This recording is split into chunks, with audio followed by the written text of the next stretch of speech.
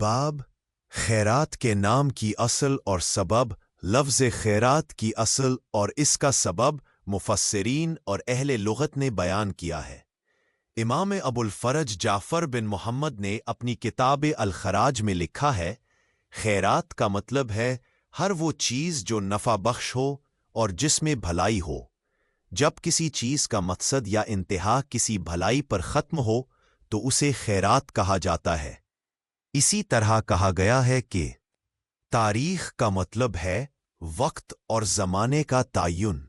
اسی سے عبادات کے اوقات، حج اور روزے کے مہینے متعین کیے گئے۔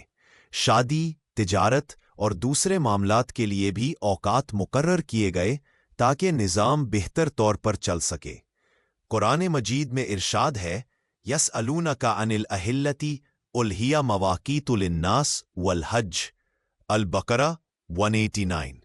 ترجمہ، وہ آپ سے نئے چاند کے بارے میں پوچھتے ہیں، آپ کہہ دیں یہ لوگوں کے لیے وقت کے پیمانے ہیں اور حج کے لیے بھی۔ خلاصہ، خیرات کا مطلب ہے ہر وہ چیز جو نفع بخش ہو۔